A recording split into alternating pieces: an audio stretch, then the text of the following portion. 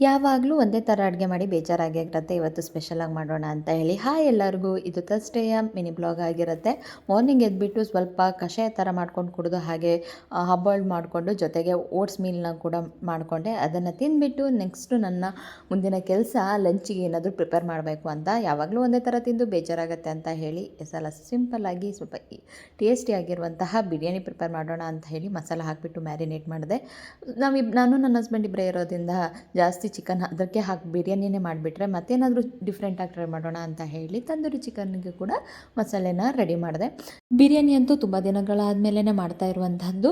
Marinate ಆಗಿರೋ ಮಸಾಲನೆಲ್ಲ ಹಾಕಿಬಿಟ್ಟು ಕುದಿಸಿದ್ರೆ ಬಿರಿಯಾನಿ ತುಂಬ ಚೆನ್ನಾಗಿರುತ್ತೆ. ಡೀಟೇಲಾಗಿ ನಾನೇನು ಇಲ್ಲಿ ರೆಸಿಪಿನ ಕ್ಯಾಪ್ಚರ್ ಮಾಡಿಲ್ಲ. ಹಾಗೆ ನನ್ನ ಹಸ್ಬೆಂಡು ಸ್ವಲ್ಪ ಜೆಪ್ಟೋದಲ್ಲಿ ಪ್ರಾಡಕ್ಟ್ಸ್ ಎಲ್ಲ ಆರ್ಡ್ರ್ ಮಾಡಿದ್ರು, ಅದು ಕೂಡ ಬಂದಿತ್ತು. ಅದನ್ನೆಲ್ಲ ಚೆಕ್ ಮಾಡ್ತಾಯಿದ್ದೆ. ನಂತರ ತಂದೂರಿ ತಿಂದುಬಿಟ್ಟು ಮ್ಯಾಕ್ಸ್ ಮೂವಿ ನೋಡೋಣ ಅಂತೇಳಿ ನಾನು ನನ್ನ ಹಸ್ಬೆಂಡು ಮೂವಿ ನೋಡೋಕ್ಕೆ ಬಂದ್ವಿ.